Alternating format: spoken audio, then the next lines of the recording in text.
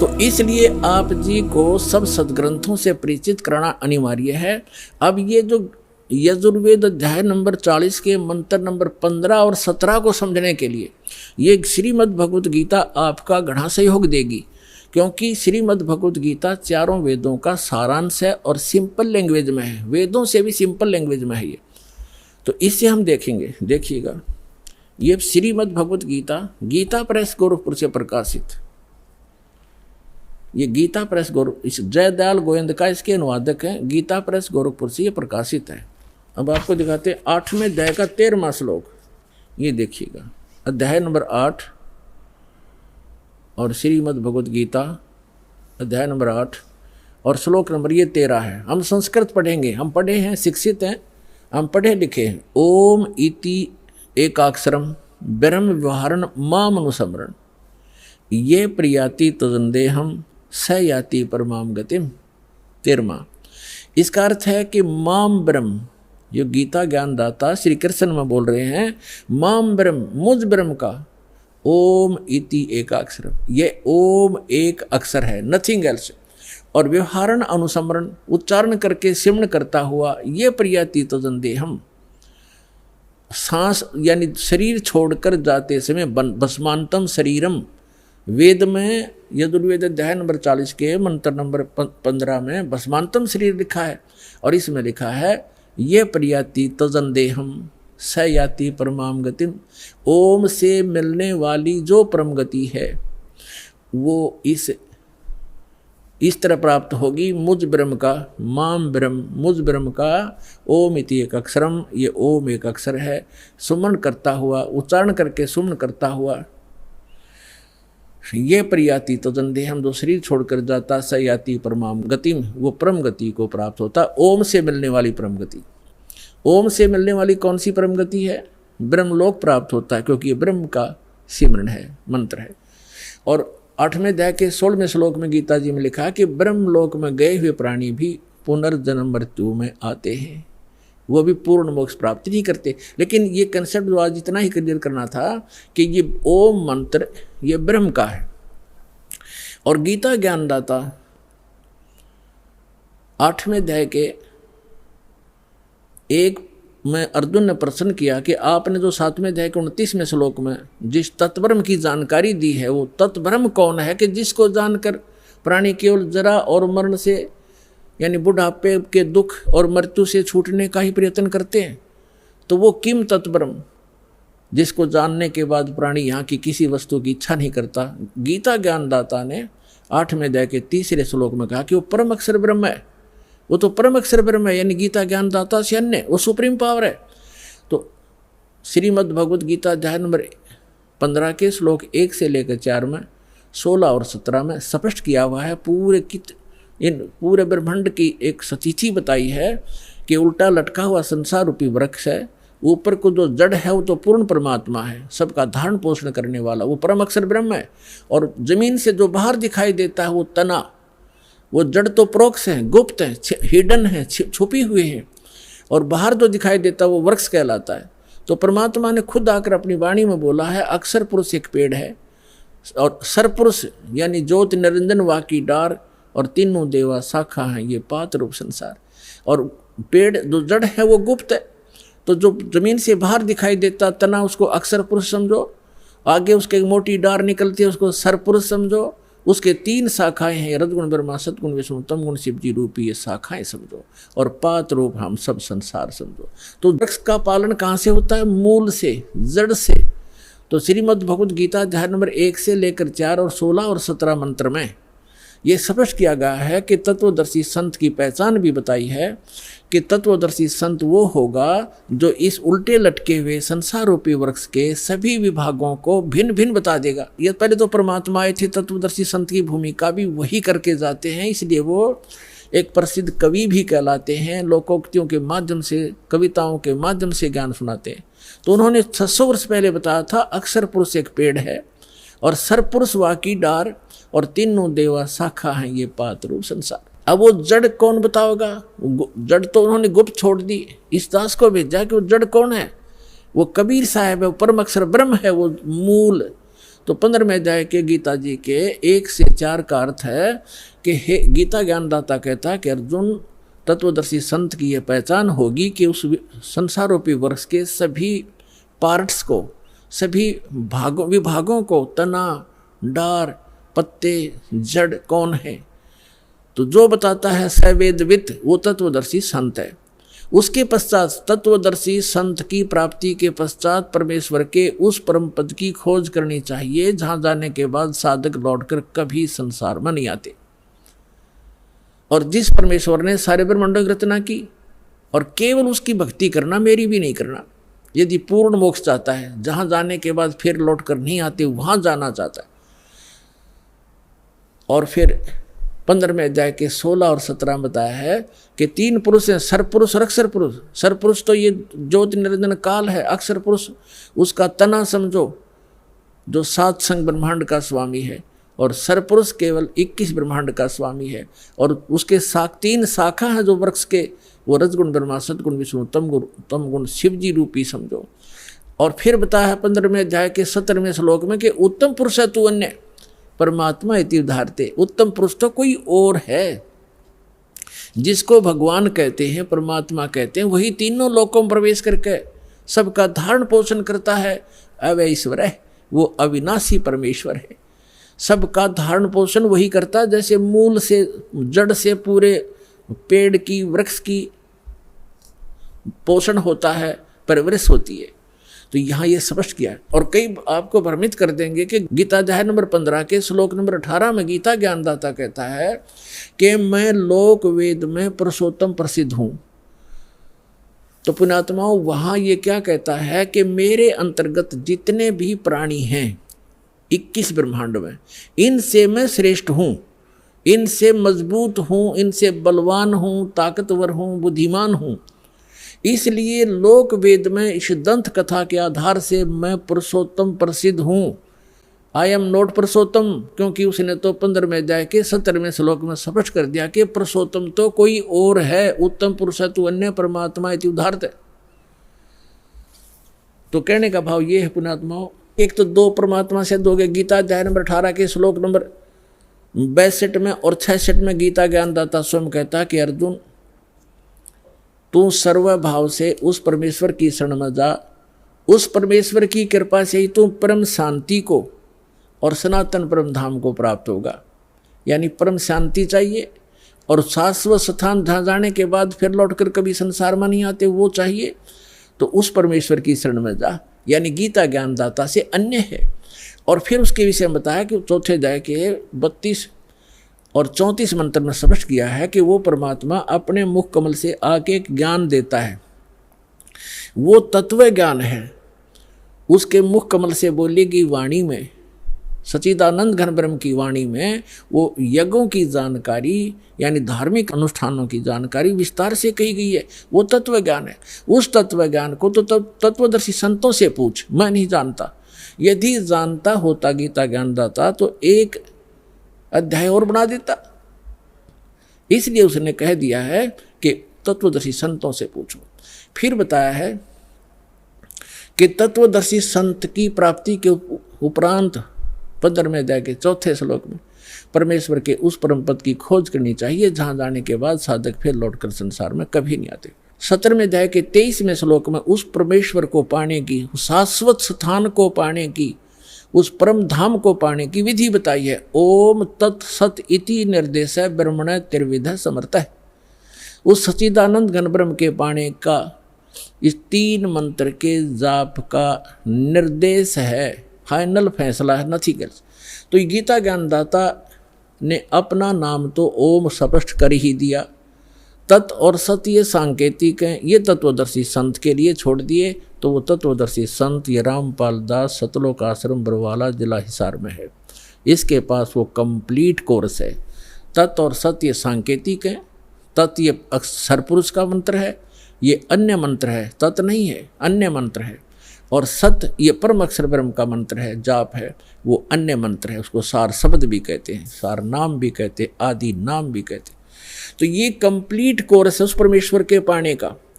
और वो complete course तत्व ज्ञान, उस तत्व ज्ञान के अंदर है जो परमात्मा ने स्वयं आकर बोला है। उसमें कंप्लीट ज्ञान है, कंप्लीट कोर्स है। प्रथम मंत्र सतनाम, फिर सारनाम, इससे मोक्ष होगा। वो साधना इन वेदों में नहीं है। वेदों में परमात्मा की महिमा है। परमात्मा कबीर जी ने 600 वर्ष पहले अपनी अमृतवाणी में तत्व ज्ञान में कहा था कि वेद मेरा भेद है, मैं ना मिलूं वेदन के माही, और जौन वेद से मैं मिलूं। ये वेद जानते नहीं, ये चारों वेद मेरी महिमा का गुणगान करते, लेकिन इन वेदों में वर्णित विधि से मेरी प्राप्ति नहीं हो सकती।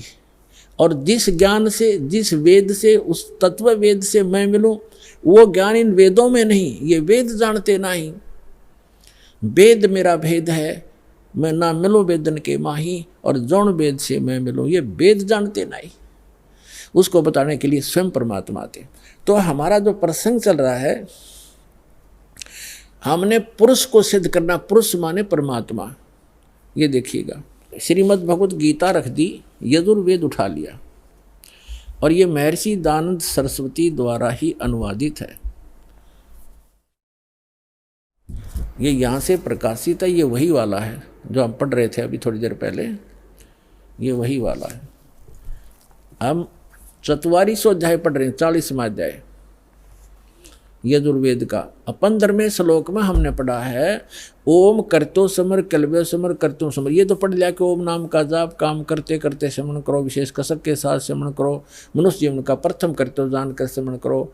वायु अनिलम अमृतम अथ ईदम भस्मांतम शरीरम।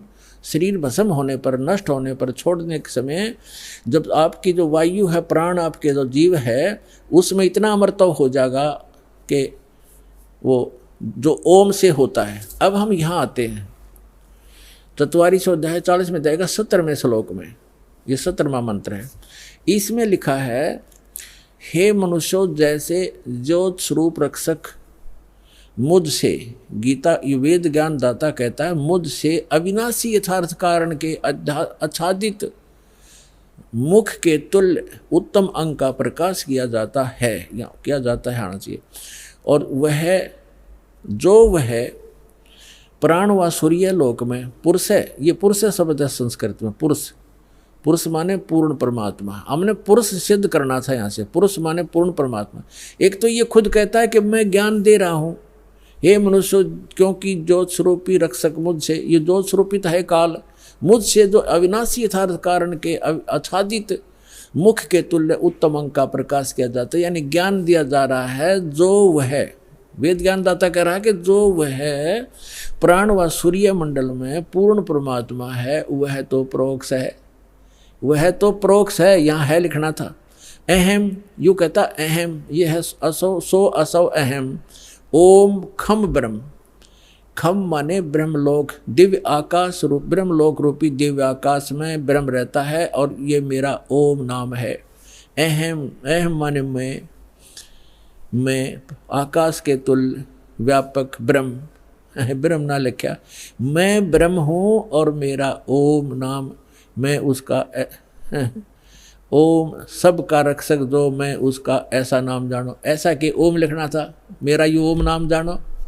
ये आधाड़ंगा डाया इसने, तो इसे सिद्ध हो गया कि वेद ज्ञान दाता कह रहा है कि मेरा तो ओम नाम है। वो परमात्मा, पुरुष माने पूर्ण परमात्मा तो गुप्त है, वो अन्य है, वो प्रोक्ष है। तो यहाँ अब हम आते हैं ऋग्वेद मंडल नंबर 9 और सूक्त नंबर 1 के मंत्र नंबर अब 8 और 9 को स्पष्ट करेंगे। पहले तो हमने पुरुष का अर्थ इन्हीं के इन इंजीनियरों से लेना पड़ेगा, क्योंकि नहीं तो ये बहका देंगे आपको। पुरुष माने आदमी हो से पुरुष, तो क्योंकि परमात्मा भी मनुष्य जैसा है, इसलिए प्रथम पुरुष वही है, सेकंड हम पुरुष हैं, मनुष्य है। तो वहाँ प्रथम पुरुष, क्योंकि जैसे पवित्र बाइबल में लिखा है कि परमात्मा ने मनुष्य को अपने जैसा बनाया, तो वो भी पुरुष है, वो परमात्मा है। हम भी पुरुष से, हम नासवान हैं, हम डुप्लीकेट हैं, उसकी शकल है, उसी के आकार मिलते जुलते मनुष्य जैसे मनुष्य। तो ऐसे ही जिनको भगवान मिले हैं, उन्होंने कहा गरीबदास साहिब जी ने अपनी अमृतवाणी में कि हमरे ही उनियार हैं, हमारा सृजनहार, हमारी ही शकल का हमारा भगवान, हमारा बनाने वाला, वो परम पिता। तो यहाँ पुरुष जो है इस भगवान परमात्मा की तरफ संकेत है। इन्होंने भले ही गोल बोल करना चाहा, यहाँ पुरुष लिखना शुरू कर दिया, परमात्मा लिखना बंद कर दिया, हमें मूर्ख बनाने के लिए।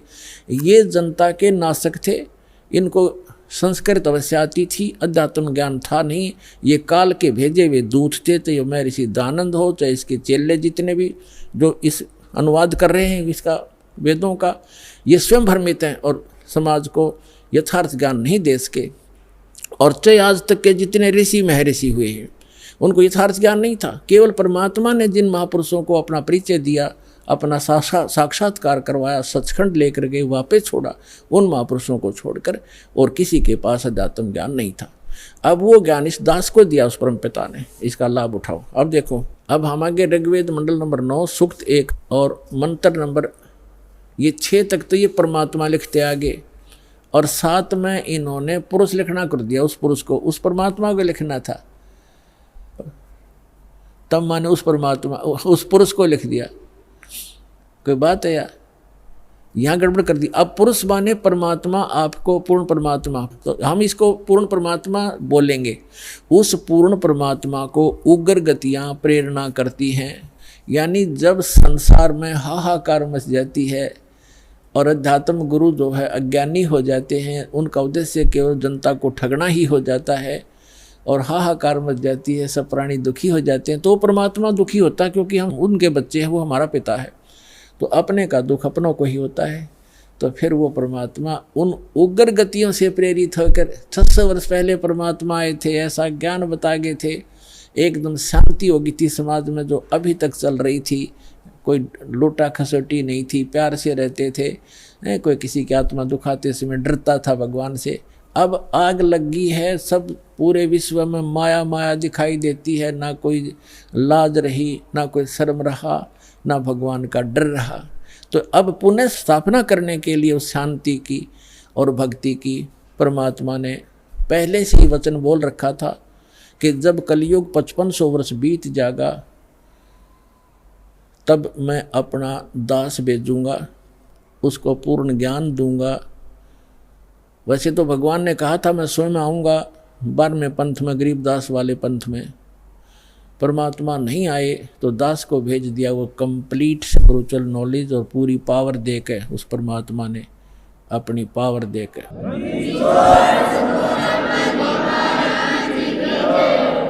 तो अब पुनः स्थापना होगी शांति की। तो अब यहाँ क्या बताते हैं कि उस परमात्मा को यहाँ की उग्र गतियाँ यानी खतरनाक स्थिति प्रेरणा करती हैं, तब वो परमात्मा एक सुभर शरीर, सुंदर शरीर धारण करके यहाँ प्रकट होता है। जैसे 600 वर्ष पहले आए थे, उस समय भी पूरे अध्यात्म मार्ग में लूटे खसोट चल रही थी, ऊत भूत की पूजा होती थी, ये दरे ढके पर ला रखा था सबको। तो परमात्मा ने आके पुनः स्थापना की थी और 64 लाख से सो गए थे उस दानक के, जिसको धानक कहते थे, दुल्हा कहते थे। यदि वो परमात्मा ना होते आज से 600 वर्ष पहले भारतवर्ष के अंदर 64 लाख से सोना कोई बालकों का खेल नहीं है। और सबको परमात्मा ने भक्ति से चार्ज किया, उनको सुख दिया, उनके आने वाले बच्चे उनके घर में जन्म लिया, वो अच्छी आत्माएं हुई। तो अभी तक चल रहा था, हमारे समाज में शांति बनी हुई थी। अब ये 50 वर्ष से उरे उरे बिजली गिरती जा रही है और अब तो पूछो ही मत। हे भगवान, जहाँ देखे माया माया दिखाई देती है, कोई शराब पी रहा है, कोई मांस खा रहा है, सरेआम हो गया। और कैसा हाहाकार, कोई सुल्फा पी रहा है, कोई बीड़ी पी रहा है, पूरा मानव दूषित और वातावरण दूषित हो गया। तो अब इस भक्ति से पुनः स्थापना होगी भक्ति की और विश्व में शांति की, परमात्मा का वचन है, ये तो होगा ही होगा। तो अब देखो क्या लिखा है, वेद क्या बता रहे हैं परमात्मा के विषय में, देखिएगा। हम ऋग्वेद मंडल नंबर 9 सूक्त 1 मंत्र नंबर अब 8 पढ़ेंगे। उस पुरुष माने परमात्मा को उग्र गतियाँ यानी भयंकर स्थिति प्रेरणा करती हैं और भासमान शरीर को यानी सुंदर शरीर को वह पुरुष, वह परमात्मा प्राप्त होता है। और किस प्रकार होता है, अब यहाँ लिखा है कि जिसमें उस शरीर, वो परमात्मा 3 प्रकार से दूसरों का वारण यानी कल्याण करने के लिए मधुमेह शरीर मिलता है उस परमात्मा को, वो परमात्मा ये समझो 3 प्रकार दूसरों का पालन करने के लिए, धारण पोषण करने के लिए, कल्याण करने के लिए 3 प्रकार का शरीर धारण करते हैं। 3 प्रकार से। एक प्रकार का तो आपको बता दिया कि परमात्मा ऊपर रहते हैं, वहाँ उनके शरीर की शोभा मनुष्य दृश्य है, राजा के समान दिखाई देते हैं, सिर पे मुकुट है, छत्र है और तख्त पर बैठे हैं सिंहासन पर, और उनके एक रोमकूप में करोड़ सूर्य करोड़ चंद्रमा मिला दे ऐसी रोशनी है उस परमात्मा के एक रोमकूप की। बाकी शरीर की कितनी होगी अंदाजा लगाया जा सकता है। और फिर वो परमात्मा दूसरी सतिथि में जब आता है, एक नवजात शिशु का रूप धारण करता है, तो दूसरी सतिथि बताई जा रही है। देखिएगा ऋग्वेद मंडल नंबर 9 सूक्त 1 मंत्र,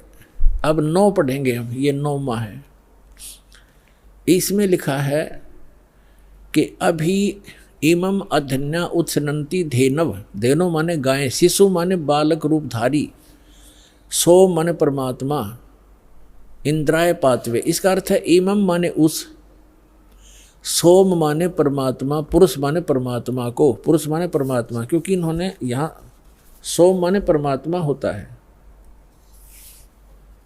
ये देखिए शुरू में इसी सूक्त के प्रथम मंत्र में सोम शब्द है।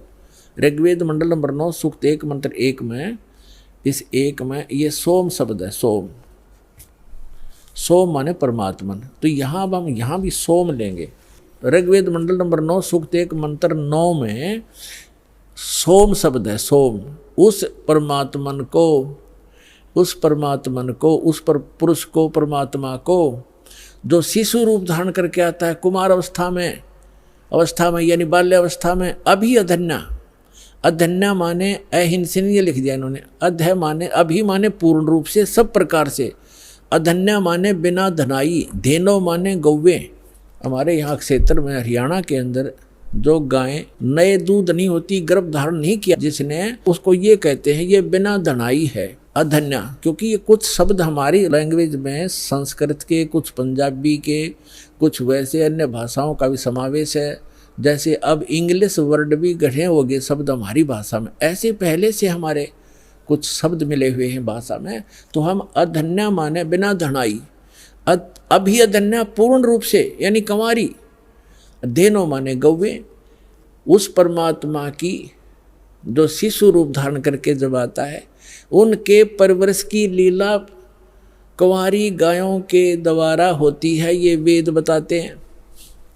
और वो किस परमात्मा की हुई है? श्री कृष्ण की का इतिहास आपके पास जीवनी है, श्री रामचंद्र की जीवनी आपके पास है, जिनको आप भगवान माना करते थे, या ब्रह्मा विष्णु महेश की दिखा दो इतिहास, उन्होंने ऐसे कुंवारी गाय का दूध पिया हो। तो हु इज गॉड?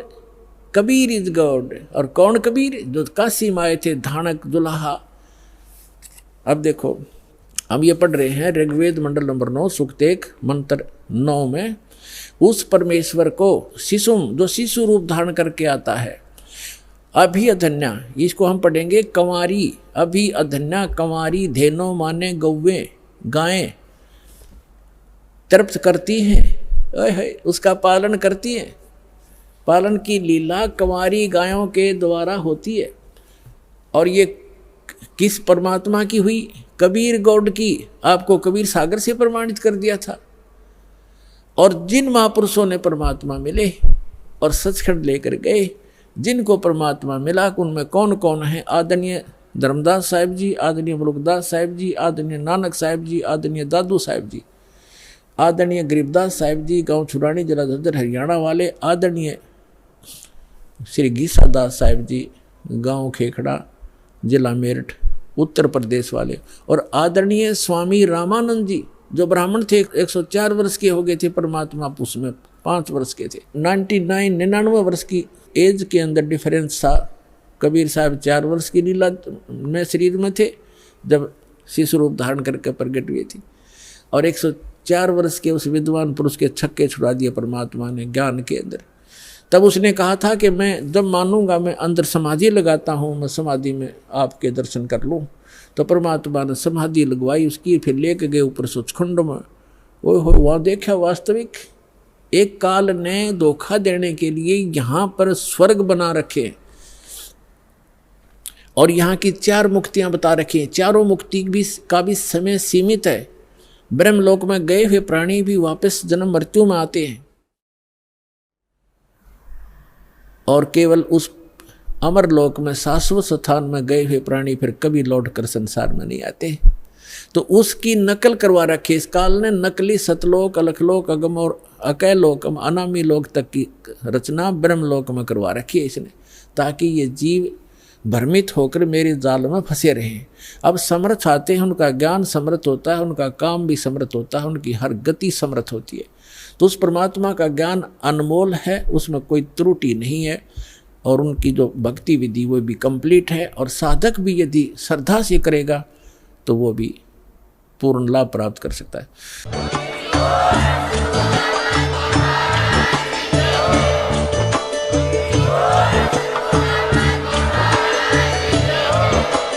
आप सुन रहे थे जगत गुरु तत्वदर्शी संत रामपाल जी महाराज जी के मंगल प्रवचन। अधिक जानकारी के लिए विजिट कीजिए हमारी वेबसाइट www.jagatgururampalji.org। संत रामपाल जी महाराज जी के शुभ आशीर्वाद से पूरे विश्व भर में 500 से भी ज्यादा नाम दीक्षा केंद्र हैं, जिन पर संत रामपाल जी महाराज जी द्वारा ऑनलाइन निशुल्क नाम दीक्षा दी जा रही है। अपने नजदीकी नाम दीक्षा केंद्र का पता करने के लिए संपर्क करें 8222880541।